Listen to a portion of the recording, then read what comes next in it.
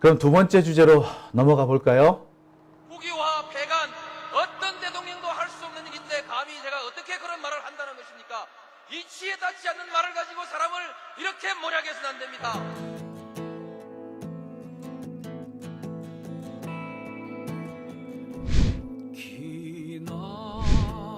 기나긴 밤이었거든 압제의 밤이었거든 사랑이 한 몸 썩어져 이 붉은 사나에 사랑 해방의 횃불 아래 벌거숭이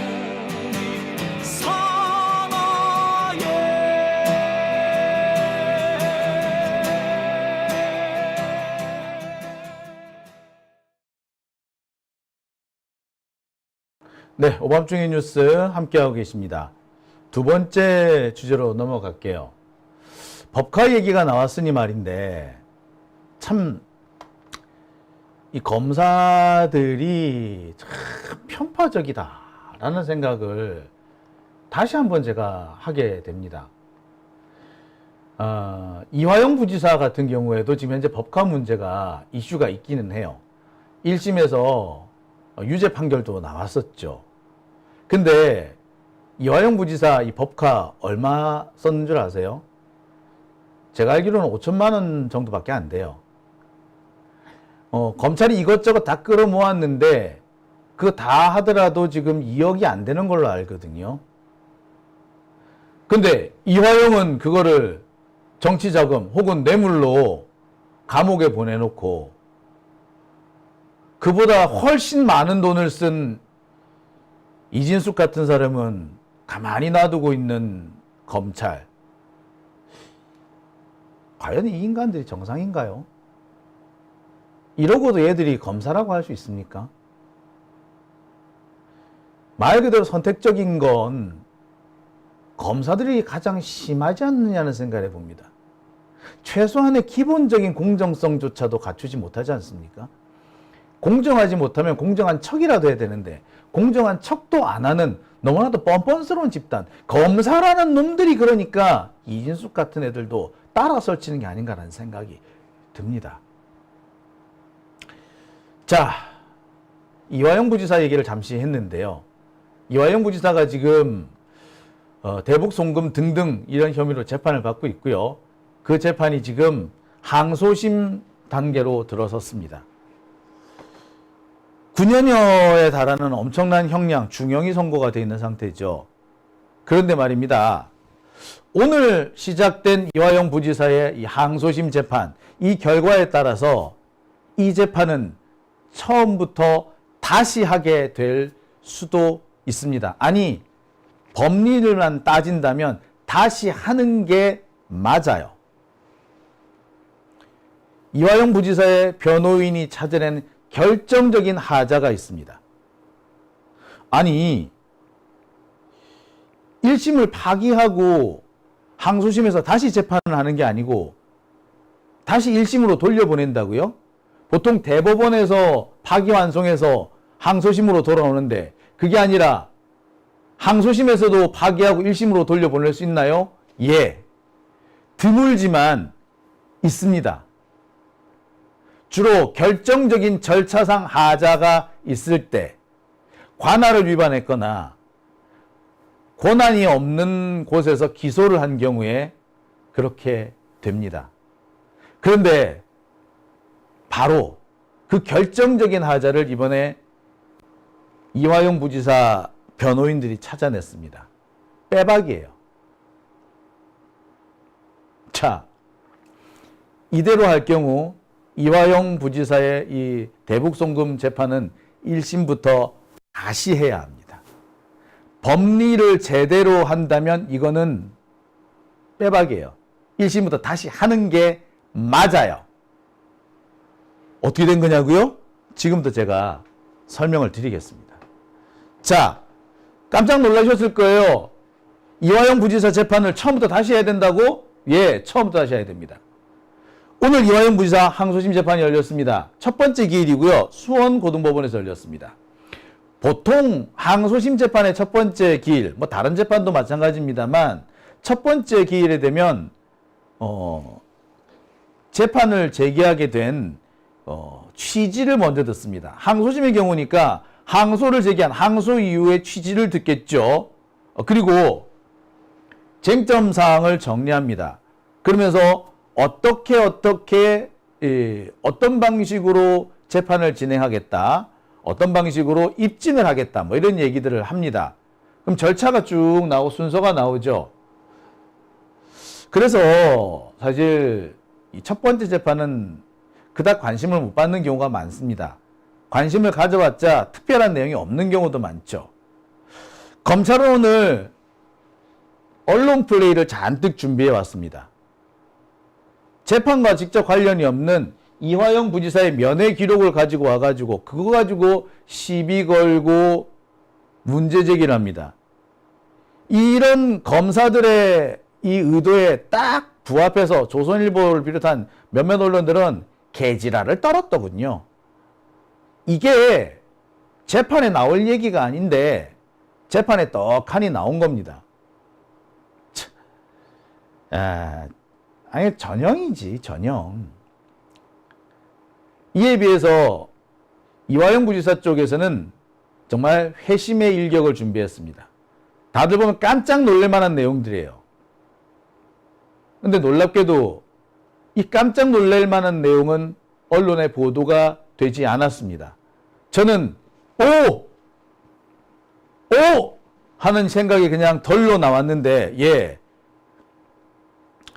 그 어떤 언론도, 심지어 오마이뉴스까지도 이 부분에 대해서 그닥 관심이 없는 것 같아요. 아마 잘 모르기 때문이 아닌가 싶은데, 잘 모르면 좀 물어보긴 하지. 아무튼 자, 오늘 이화영 부지사 항소심에서 정말 쇼킹한 얘기가 나왔습니다. 정말 뜻밖의 대박 조짐입니다.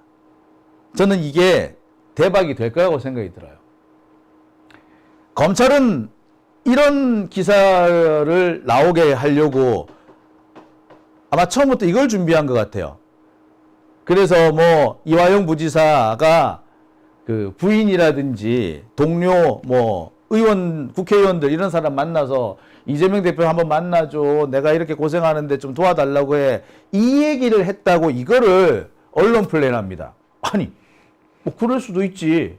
나 좀 도와달라고. 당연한 거 아니야. 뭐 딱히 잘못됐어? 이건 재판하고 아무 상관도 없는 얘기예요. 근데 이걸 언론 플레이를 하고 있습니다. 그러니까 언론 플레이 하려고 아무 관련 없는 얘기를 하는 거예요. 그래 놓고서는 뭐라 그런다? 피고인이 뭐 법리가 아닌 다른 소리를 한다는 동 덮어 씌우는 거지. 이게 검사 새끼들 이게 뭐 하는 새끼들인지 모르겠어. 얘들 돌았어요. 제가 볼 때 수원지검에 있는 애들 다 탄핵해야 됩니다. 지금 항소심 담당한 애들도 탄핵해야 돼요. 어떻게 이런 짓을 하죠? 검사가 언론 플레이부터 생각하다니 이게 검사 새끼야? 아니 이게 사람 새끼야?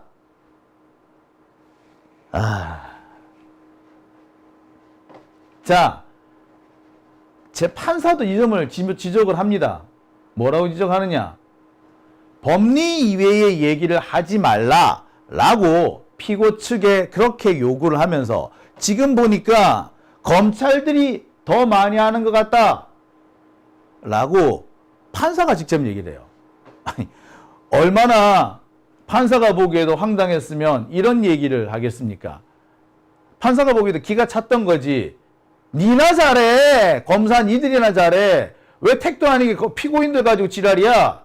라고 한마디 일갈한 겁니다. 오죽했으면 그랬을까? 보통 검사들이 이렇게 하더라도 판사들이 딱히 이렇게까지는 얘기 안 하거든요. 보세요. 법리 이외의 이야기를 피고인 측에 하지 말아달라 하면서 검찰이 더 많이 하는 것 같아.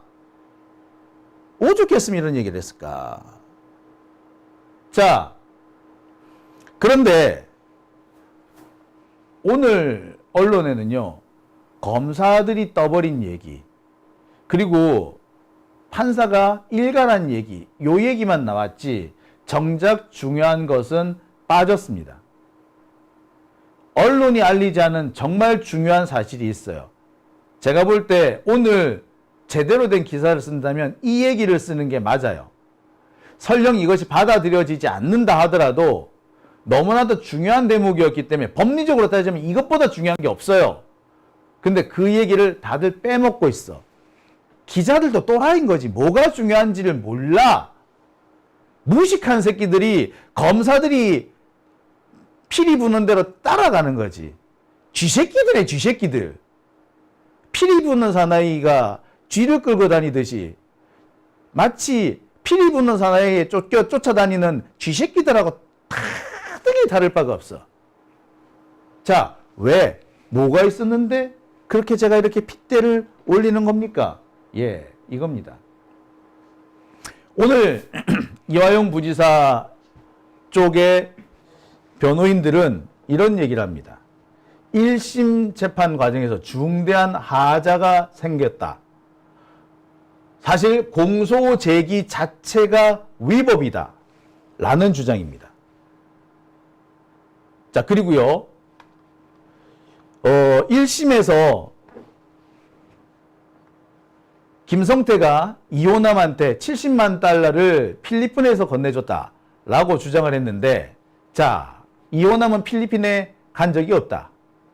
그리고 대북 송금을 하고 난 다음에 이화영이 이재명을 만나서 대북 송금 사항을 보고를 했다라고 했는데, 그리고 그 날짜까지 지목을 했는데 그 날짜에 이재명은 경기도청에 없었고 이화영도 만날 수 없는 상황이었다. 이 세 가지를 오늘 변호인 측에서 얘기를 합니다. 세 가지예요. 이 중에 가장 중요한 부분은 1심 판단에 중요한 하자가 있다. 절차상 하자가 있다라는 거예요. 이게 제일 쇼킹해요. 이호남이 필리핀에 없었다. 따라서 이호남한테 돈을 줬네 말았네 하는 김성태의 주장은 처음부터 거짓말이다. 이것도 중요한데요. 진짜 중요한 것은 1심에 중대한 절차상 하자가 있다. 재판을 해서는 안 되는데 공소 제기가 안 된 상황인데 공소 제기가 된 것처럼 재판을 진행했다라는 대목이 이게 진짜 중요한 내용이에요. 그 다음에 리호남이 필리핀에 없었다. 그리고 이화영이 대북 송금 사항을 이재명한테 보고했다고 했는데 그날은 이재명이 경기도에 있는 날이 아니었다. 경기도에도 없었는데 어떻게 보고를 하죠? 예, 애시당초에 보고 자체가 존재할 수 없었다는 얘기죠. 아무튼 이런 얘기들을 세 가지 주제를 얘기를 합니다. 자, 하나씩 짚어볼게요. 일단 이호남 얘기부터 한번 할까요? 1심 법원은요, 신진우 판사 그 새끼는 총 800만 달러가 북한에 송금됐다. 그리고 이 중에 270만 달러가 위법하다라고 판단을 내립니다. 돈이 건너간 시기는 2019년 4월, 7월, 11월, 그리고 2020년 1월 이렇게 4차례라고 해요. 자, 이 중에서 2019년 7월 부분이 제일 중요한데요. 2019년 7월 남북은 필리핀에서 아시아태평양 평화 국제대회라는 걸 엽니다. 그리고 이 자리에는 이화영 부지사가 출장을 가죠. 김성태도 필리핀에 갑니다. 검찰은요, 바로 이날 김성태가 리호남에게 70만 달러를 전달했다고 주장을 합니다. 그리고 이호남과 김성태는 술을 마셨고 그 술 마시는 그 자리에서 이화영 전화를 가지고 이재명 대표한테 전화를 걸었다. 뭐 이렇게까지 얘기를 합니다. 이화영 부지사는 그런 적이 없다. 말도 안 된다. 라고 했지만 검찰은 법원은 이 말을 듣지 않죠. 오로지 김성태 진술을 가지고 김성태 진술이 신빙성이 있다면서 필리핀에서 70만 달러 준 거는 사실이다 라고 주장을 합니다. 준 사람은 김성태, 받은 사람은 이호남. 그리고 그 자리에 이화영까지 같이 있었다는 거죠. 그리고 그 내용은 이재명한테 보고가 됐다. 이게 검찰의 주장입니다. 그런데 말입니다. 최근에 리호남이 당시 필리핀에 간 적이 없다는 사실이 확인이 됩니다. 왜? 필리핀은 북한하고 수교가 안 돼 있는 상태고요. 현재 필리핀은 대북 제재에 동참한 상태입니다. 북한 사람은 민간인이든 공무원이든 필리핀에 입국 자체가 안 되는 거예요.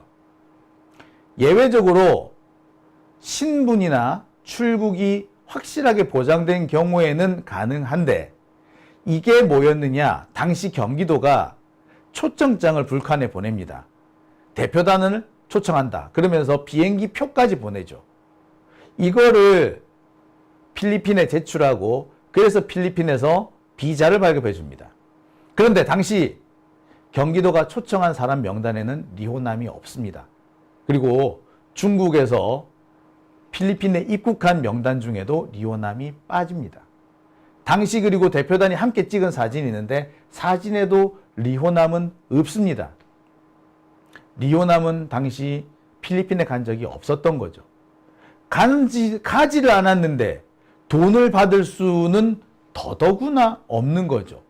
그러니까 필리핀에서 김성태가 리호남한테 70만 달러를 주었다라는 검찰의 공소장은 거짓말인 겁니다. 예, 거짓말인 거죠.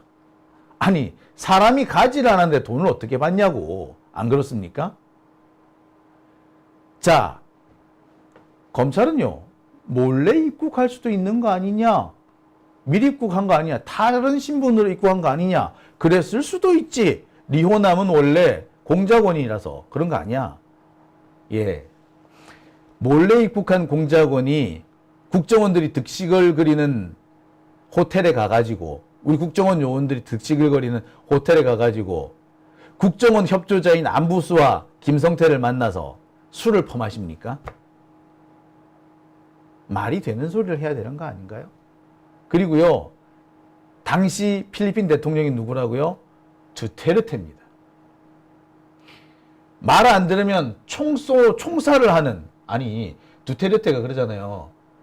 마약이라든지 미립국자 이런 사람들 총살했다고 해서 난리가 나는 그런 사람 아니던가요? 그죠? 그런데 리호남이 총 맞으려고 총살 당하려고 필리핀에 몰래 있고 그래요? 말이 되는 소리 해야 될 거 아니야. 자, 뭐 몰래 입국할 수도 있고 미리 입국할 수도 있겠죠. 그렇다면 미리 입국했다, 몰래 들어갔다는 거는 검찰이 입증해야 되는 거죠. 리호남이 당시 필리핀에 가지 않았다라는 증거가 나왔으니 검찰은 그 증거를 탄핵할 반대 증거를 내야 되는 거 아니겠습니까? 자, 이게 첫 번째고요. 이 얘기는 제가 여러 차례 얘기했습니다.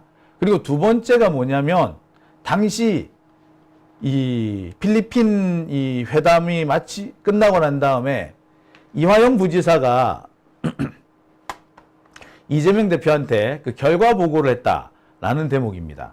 검찰은요, 필리핀에 다녀온 뒤 이틀 뒤 7월 29일 날 이화영이 이재명 대표를 만나서, 당시 이재명 경기도지사죠, 만나서 출장 다녀온 것을 대면 보고를 했다고 합니다. 그러면서 대북 송금이라든지 그다음에 방북 대금 대납 이런 것들을 보고했다라고 공소장에 썼고요. 1심 판단도 검찰의 얘기를 고스란히 받아줍니다. 그런데 문제는 이화영이 이재명을 만나서 대면 보고를 했다는 그날 이재명 경기도지사는 경기도청에 없었습니다.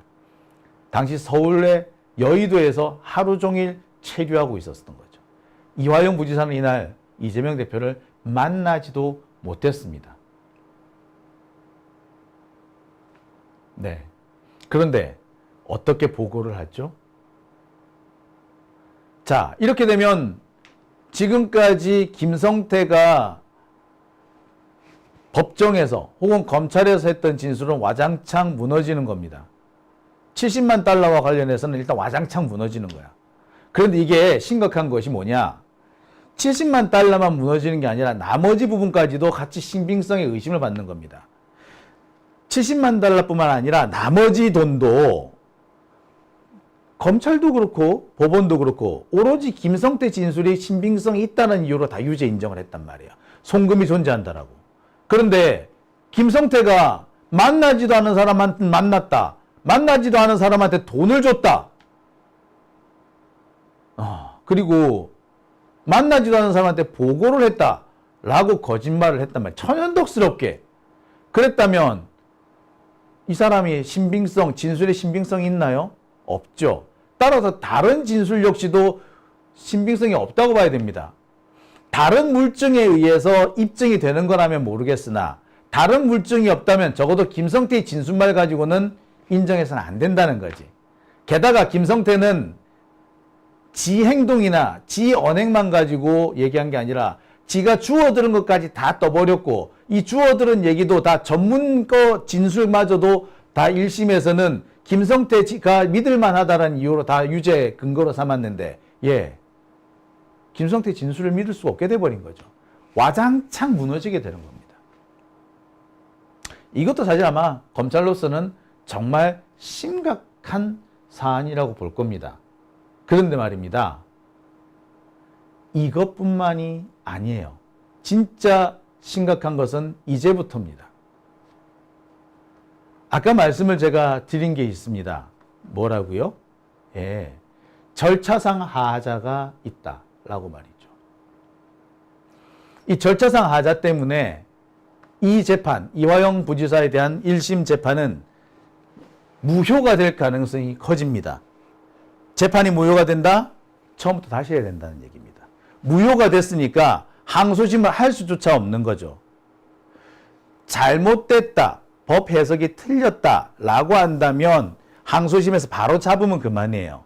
그런데 애시당초의 1심 판단은 유효하지 않다. 재판이 성립이 안 됐다라는 판단이 나게 되면은 이때부터는 재판을 1심부터 다시 해와야 되는 겁니다. 진짜로 그게 가능해? 가능합니다. 왜? 바로 검찰청법 제4조 2항 때문입니다. 검찰청법 제4조 2항은 수사를 담당한 검사는 공소에 참여할 수 없다. 기소를 하지 말라고 되어 있습니다. 수사검사는 공소 유지에 참여할 수 없습니다. 수사를 했으면 기소에는 참여하지 말라는 거죠. 이게 놀랍게도 문재인 정부 때 검찰 개혁의 일환으로 법을 바꿔놨었습니다. 그리고 이미 이게 효력이 이미 진행이 들어왔어요. 그래서 2023년에 2023년부터 이게 발효가 되어 있었습니다. 왜 우리 기억하십니까? 윤석열이 들어오기 직전에, 윤석열 취임하기 직전에 우리 대선 지고 2달 동안 우리 뭐 했습니까? 문재인 대통령이 대통령으로 남아있는 기간 동안 우리 검찰 개혁하자. 그동안 미뤄뒀던 검찰 개혁 이때 하자라고 했던 기억하시죠? 그래서 검찰청법, 형사소송법 막 우리 개정하자고 난리쳤던 거 기억하시죠? 저 그때 길바닥에서 거의 살았습니다. 그래서 정말 아슬아슬하게 2022년 3월에 검찰청법이라든지 형사소송법이 개정이 됐고 그게 통과가 됐습니다. 그리고 문재인 대통령이 퇴임하기 하루 전날 이 법은 공포화됩니다. 2022년 5월 9일 공포화되죠. 그러면서 언제부터? 4개월 이후부터 효력을 발휘하게 됐습니다. 그에 따르면은 2022년 10월부터 이 법이 실현이 되고 있었던 겁니다. 그 법이 뭐였다? 수사를 한 검사는 공소 제기에 참가하지 마라. 넌 기소하지 마. 즉 수사와 기소를 분리해 놓은 겁니다. 수사와 기소를 검찰, 경찰만 분리해 놓은 게 아니라 검찰 내에서도 분리를 해뒀던 거죠. 그런데 이 조항을 다들 잊어먹고 있었죠. 그 법이 바뀌었다는 걸. 그래서 지금까지 다 뭐 어쨌다? 예, 수사에 참여했던 검사가 공소 제기까지 막 하고 다 했어. 그거 다 이제 뭐 다 나가리야. 싹 다 다시. 경우에 따라서는요. 김용 부원장 재판도 다시 해달라는지도 모르겠어요. 예, 김용 부원장 재판 1심 같은 경우 어떻게 됐습니까? 언제 기소가 됐어요? 예. 2022년 12월인가 그때 기소가 됐어요. 이미 법이 바뀌고 난 다음, 효력을 발휘하고 난 다음이죠. 그렇기 때문에 1심 다시 해야 돼요. 처음부터 다시야, 이거. 그동안에 검사 새끼들이 법 바뀌었다는 건 생각 안 하고 지들 세상 왔다고 이 법을 무시하고 있었던 거지. 무시하는지도 아마 지들도 생각 못 했던 거예요. 자, 어떤 내용이냐고요? 자, 이 내용입니다. 검찰청법 제 4조 2항입니다. 내용을 자세히 보시겠습니다. 자, 이 부분입니다. 검사는 자신이 수사 개시한 범죄에 대하여는 공소를 제기할 수 없다. 다만 사법경찰관이 송치한 범죄에 대해서는 그러하지 아니하다. 검사는 자신이 수사 개시한 범죄에 대해서는 공소를 제기할 수 없다. 다만 사법경찰관, 즉 경찰이 수사를 한 다음에 보내준 사건에 대해서는 네가 수사했어도 뭐 기소할 수 있게 만들어줄게 라고 한 겁니다. 이 조항이 중요했던 이유는 수사검사가 기소까지 담당하게 되는 경우에는 이 공소 제기를 무리하게 한다거나 자신의 기소나 수사를 합리화시키기 위해서 없는 증거를 만들거나 이럴 수 있다는 거죠. 그래서 그런 걸 못하게 하려고 이 법을 만들어 뒀었던 겁니다. 그런데 그동안 우리가 이걸 다들 같이 까맣게 까먹고 있었던 거예요. 검사는 자신이 수사 개시한 범죄에 대해서는 공소를 제기할 수 없다. 이 법은 언제 신설이 됐느냐? 2022년 5월 9일. 2022년 5월 9일입니다. 그리고 검찰청법 이 부칙에 따르면 2022년 5월 9일에 개정된 이 법은 4개월 뒤부터 효력을 발휘합니다. 그러니까 2022년 5월 9일에 공포가 됐으니까 2022년 9월 9일, 그러니까 10월부터는 이미 발효가 돼 있었던 거죠. 수사에 참여한 검사, 수사검사는 공소 제기에 참여할 수 없다. 수사와 기소를 분리해 뒀던 겁니다. 그동안 우리가 이걸 까맣게 잊고 있었던 거지.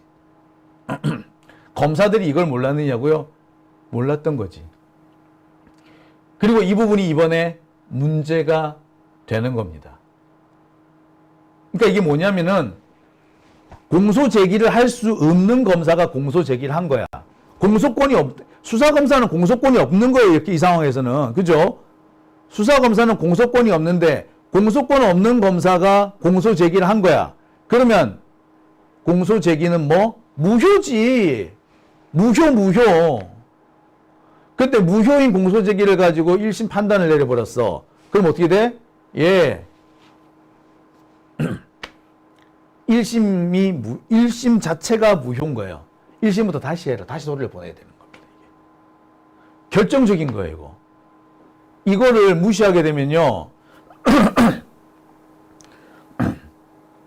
제가 볼 때 이 법을 무시하면은, 이 법을 적용을 안 하면은, 대법관인 경우에도 탄핵 대상이 될 수 있을 것 같아요. 이 법 자체를, 법관이 다 법을 어긴 거잖아. 이건 진짜 탄핵돼요.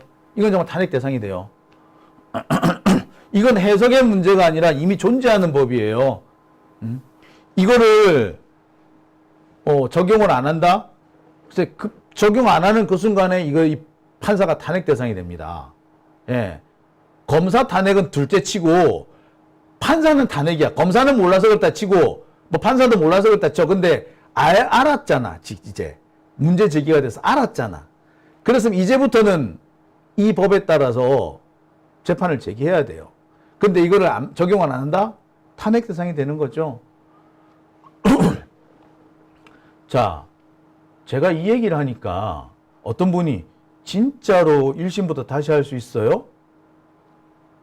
예, 다시 할 수 있습니다.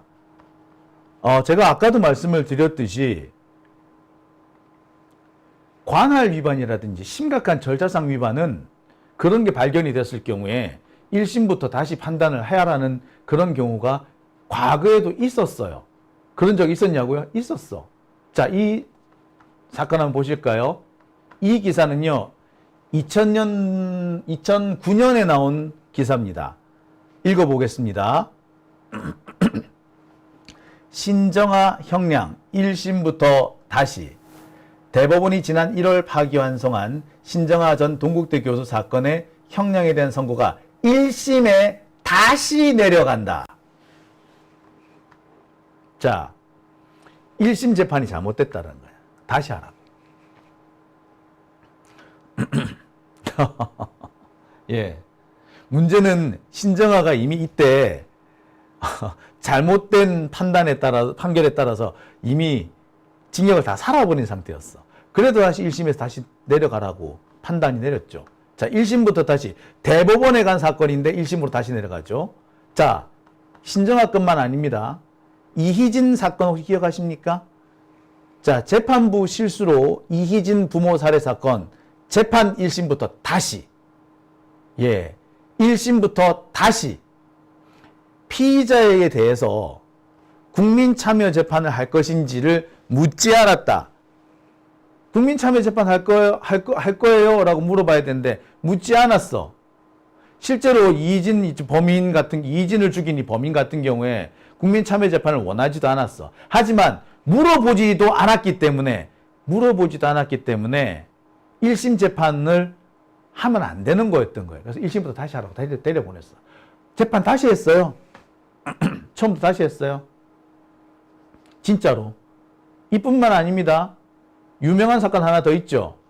이무재, 이부진 이혼 소송 1심 판결 무효. 처음부터 다시. 그래서 당시 이 사건도 1심부터 다시 합니다. 이거는 관할 위반이었어요. 이 사건은 수원가정법원에서 진행되어야 되는 사건인데 수원지법 성남지원에 가는 바람에 사건이 파기가 된 겁니다. 그래서 1심부터 다시 하라고 재판이 돌아갔어요. 즉 관할권이 없는 경우에, 관할권이 없는데 재판했다? 그럼 뭐다? 권한이 없는 자가 재판한 거예요. 그러니까 공소권이 없는 검사가 공소 제기한 것도 무효예요. 즉 1심부터 다시 하게 되는 겁니다. 보통 1심부터 다시 하는 상황은 이렇습니다. 관할 위반이라든지 권한이 없는 공소 제기라든지 재판 등 중대한 절차상 하자가 있을 때 일어나는 현상입니다. 근데 중대한 절차상 하자가 발견된 거잖아. 이건 다시예요. 여러분 어떻습니까? 중요한 문제죠. 쇼킹한 문제지. 이게 얼마나 중요한 얘기인데 이거를 기사에서 다루지 않았다면 이 문제 있는 거 아닙니까? 진짜 짜치게 쪼잔하게 면회온 사람들 무슨 얘기를 나눴다. 면회온 얘기 받아 쓰고 면회온 얘기 이런 거 가지고 시비 거는 이게 중요한 게 아니라 1심부터 다시 해야 되는 상황이 됐는데 이 부분에 대해서 아무도 말을 하지 않고 기사 보도조차 안 하고 있다면 이게 기자가 정상적인 기자입니까? 예. 네. 그러니 이따구로 하니 애완견 소리 듣는 거 아니야. 검사들이 주는 것만 받아먹고 검사들이 피리 부는 대로 절절절 따라가는 쥐새끼처럼.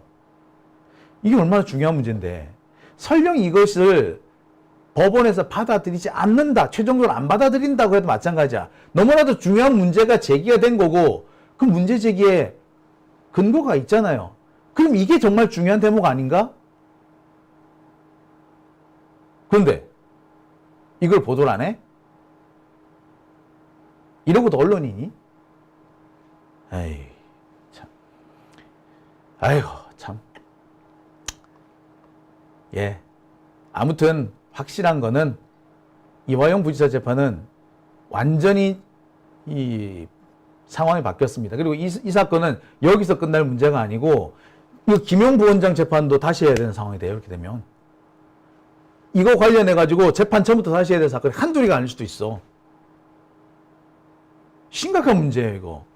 진짜 우리나라 사법 그동안 그러니까 한 2년 동안 진행됐던 재판 싸그리 다시 해야 되는 상황도 생길 수도 있어요.